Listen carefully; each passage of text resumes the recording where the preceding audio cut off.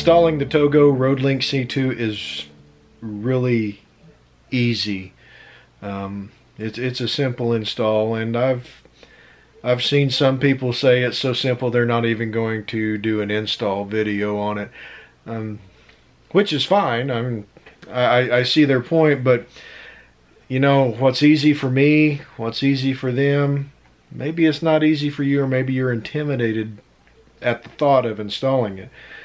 So I went ahead and I did a video on the install. It's not real super detailed, but it does show you the process, and it's easy. It really is. The most difficult part of this installation is the app that's provided for the antenna.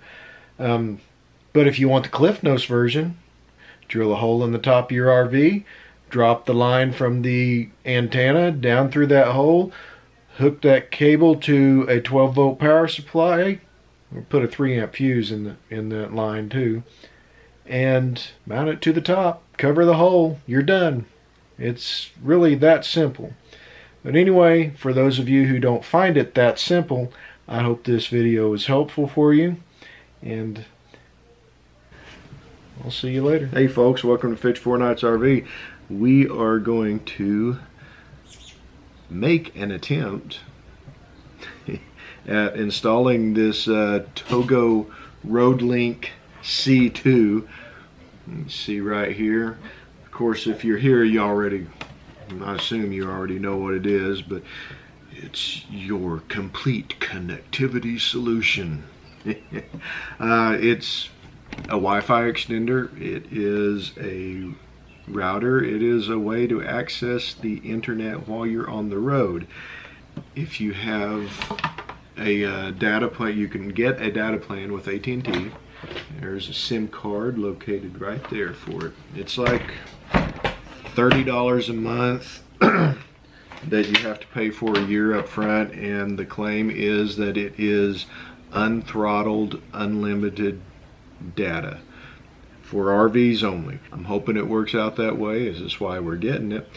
And the install, I've got to apologize. I run the risk of forfeiting my man card because I read the instructions quite thoroughly. But the install looks simple, very simple. Basically, what you get in the kit, you have more power cable to get you to a power source. You have your cable entry plate, which goes on top of the RV over the hole that you drill in the top of your RV. Of course, you want this end facing towards the rear of the RV. That way you're not forcing water or what have you up underneath it. You have a wall plate to install inside the RV, as well as an on-off switch. A couple of bags of screws, because you just can't screw enough holes in the top of your RV. And they even give you a couple of connectors, little connectors to connect up to the switch. So that's everything in the box for you. Reading through the instructions, like I said, it seems really straightforward and simple. You have to have at least 24 inches from the front of your RV. Why? I don't know. But that's what they put in the instructions. And then at least 12 inches from either side of the RV. So if you have an RV that's narrower than 4 foot, you may have issues with the install. Just saying. And at least 12 inches from any other obstruction, like your satellite dish or your AC unit. And the instructions say to put it on the center line of your coach, which is most likely the most level spot on the top of your rig. So what we're going to do is grab a tape measure. We're going to measure how big this thing is, and then we're going to climb up on top of the RV and see the best location to put it, because that is going to determine where I'm going to tap into the power inside the coach. You got to tap into 12-volt power. So You know, you can get a fuse adapter that you slip into the fuse box, and it makes 2 fuse slots out of one at one of your constant powered on options.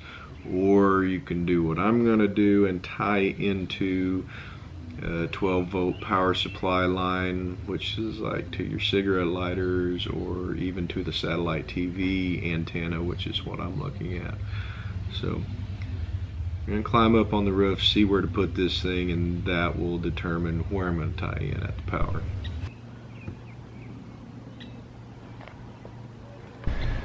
So as you can see, the preferred location, for me anyway, up towards the front of the coach is not going to happen.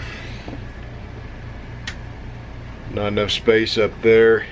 There is space, it looks like, between the 2 AC units, but then where do I drop the line at? I could go up to where the satellite antenna is and chase it through that.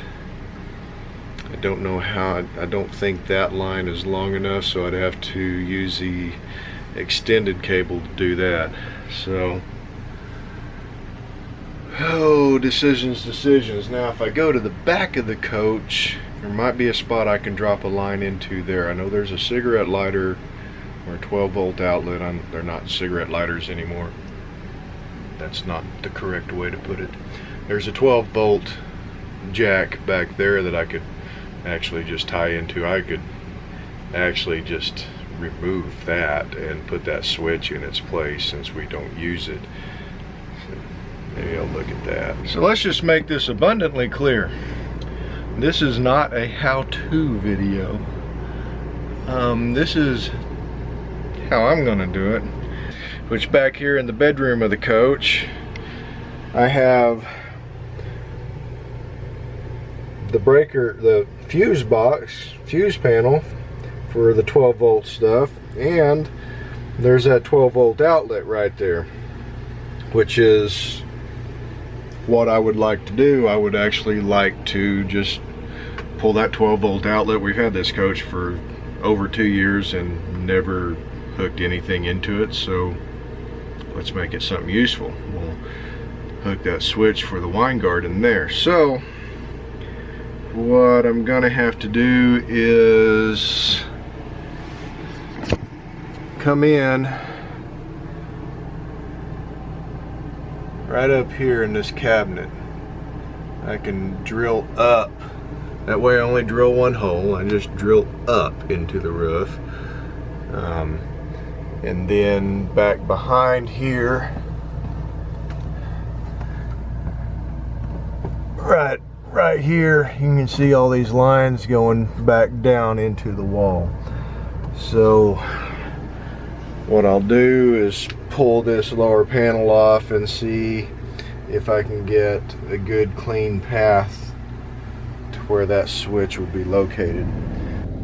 Okay, so what I've done, I've ran that wire back down through that hole, back behind the TV, through the wall, and then to the cigarette lighter, or the 12-volt outlet. I'm going to yank that outlet out and put the switch in its place because we don't need it. And then I'm ready to drill a hole in the roof. The next step is to drill a hole up through the top. I'm going to drill a pilot hole up through the top, and then I will use a 3/4 inch bit to come down from the top of the coach. I'm afraid if I tried that 3/4 inch bit from the bottom up, I might tear up the roof a little bit on that exit. So I would rather start from the top and come down and tear something up in here. That carpeting, mouse fur, whatever it is up there, I'd rather tangle it all up than the roof material. So, and I just brought this up just to make sure I don't get too close to the edge where it won't mount, edge of the roof. Just kind of eyeball where I was thinking about, like in the middle of the cabinet here. That's going to leave me a wire dangling out to come down to this exit point. I may like get me some of those cable holder things just to make it look a little bit more clean. But I mean, this is a cabinet that just stores a Blu-ray player and some odds and ends. It's not open, so nobody's gonna see it but me. One thing I forgot to mention is I need to add an inline 3-amp fuse to this line here. I'll have to run down to AutoZone or O'Reilly's or something to grab that. That's what the manual tells you to do, so I'm gonna do that. It's on a 10-amp fuse, so I'll just put that.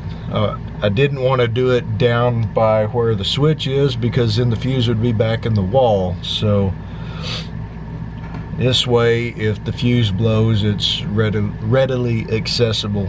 I don't think it'll ever blow, but just in case, I don't want to be like some automotive engineers and make something extremely difficult to get to. I mean, especially being that I'm probably the one that's going to have to get to it.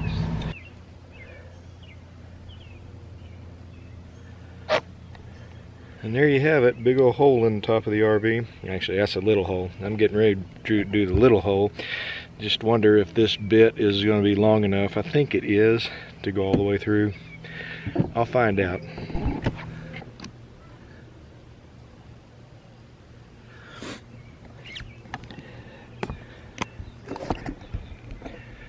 Yeah, I'm glad I went through the top like that, because no telling what kind of mess it would have made if I'd come up through the bottom. But not that that bit was long enough to reach all the way through. But anyway, got the line in. I flipped the power switch. We do have power.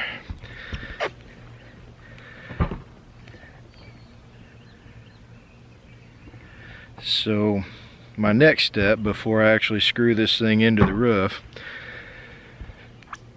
I'm gonna go in, I'm gonna download the WineGuard app and get that process going. And once I get done with that, then I'll come up here and I'll mount it to the roof. I'm going to pick a spot for it, and I think I'm gonna put it right there. It gets it up not too far away from the front of the coach, where Terry will be doing most of her surfing, and there's no obstructions here. I mean, that air conditioner is a good 3 foot away from it, so I think I'll go with that. And once I screw it in, then I'm going to tuck the rest of that line into the coach and then put the cover over that hole. After I silicone, I'm just going to use regular silicone for the hole, because it's going to be cut. The hole is going to be covered. And then I'll put that cover over it, and then put, you know, Dicor all over everything. But yeah, and I may use a dab or two of Dicor just to hold the line down on the roof. I could get some Eternabond or something, but I don't have any on hand, so I just use what I got. Once that Dicor cures up, it'll hold that line well enough. So anyway, I'm gonna go inside and download that app.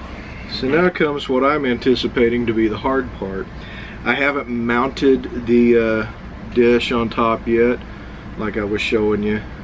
I want to go through this mess first. Sorry, I'm kind of looking at my phone while I'm talking to you. A little rude, isn't it? Turn on my screen recorder on the phone, because what I'm going to be dealing with is the WineGuard app. So on the front of the instruction manual, it has a little QR code.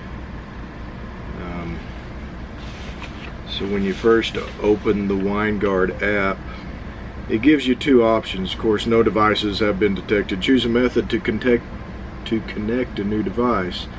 So we're going to add a device by selecting the QR code option.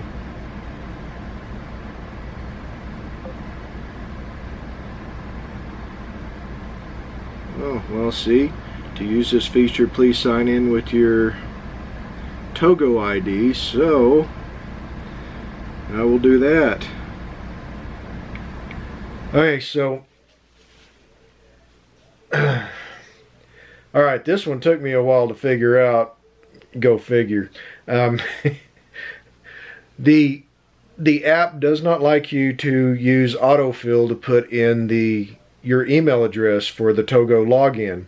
So you need to type it out like you did it the first time, and then it takes. It took me a lot longer than what this video shows for me to figure that one out.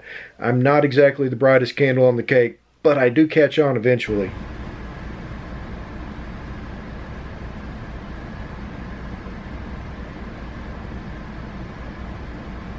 I have successfully signed in.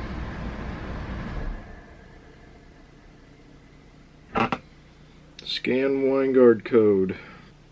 Choose your retailer. Select a retailer. I got it from Winegard.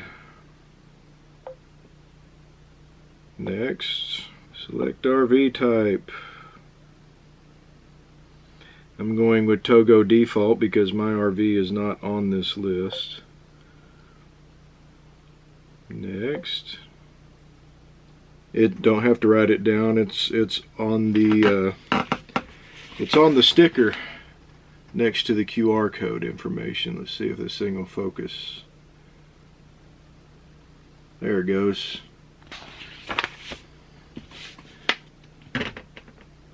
So continue connecting to the unit.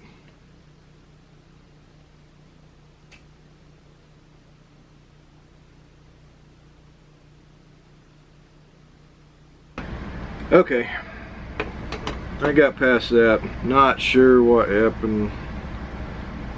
Well, I know what happened. It was giving me that little warning message, and then all I had to do was back out of it. And sorry, I'm adjusting the camera slightly here because it's had to change the battery and got everything off kilter. I backed out of that warning message, which you just click on it and it backs out, and then hit continue, and then it connects. And now it's asking me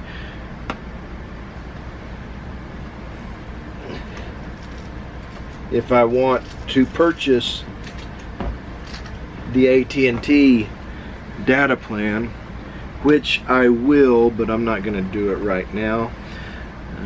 So I'm going to select not now, and let's see what happens. I have finished setting up. So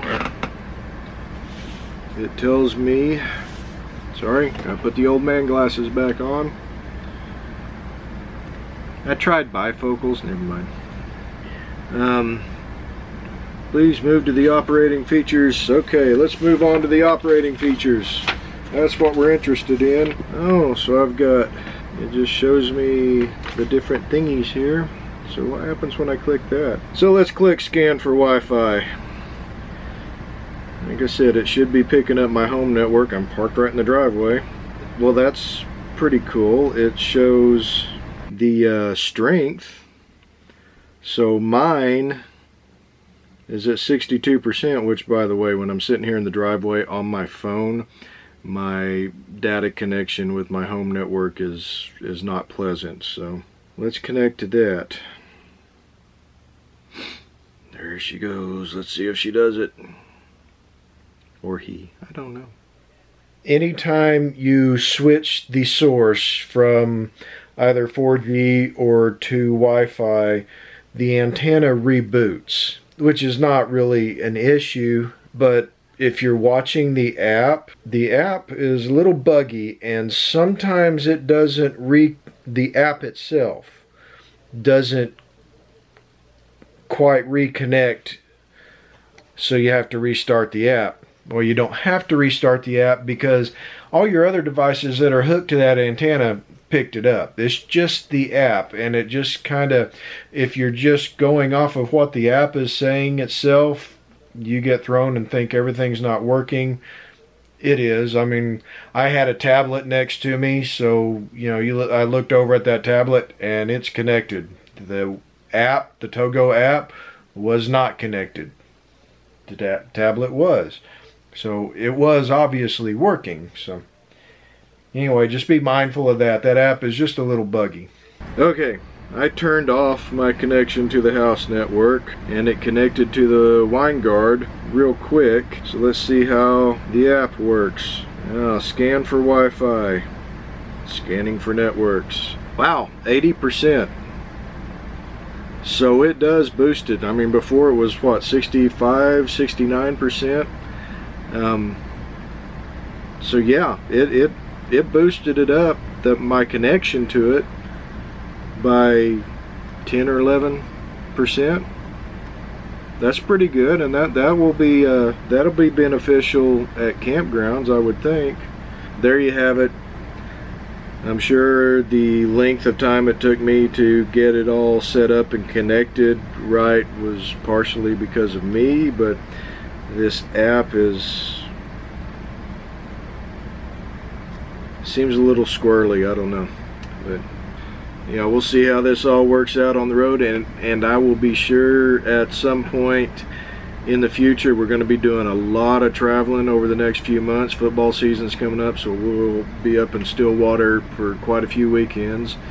So we'll be testing out this data, and I will be getting back with you guys probably around December, January time frame, and letting you know what we think of this Roadlink C2 TOGO. Now it's time to go climb back up on top of the RV and button things up.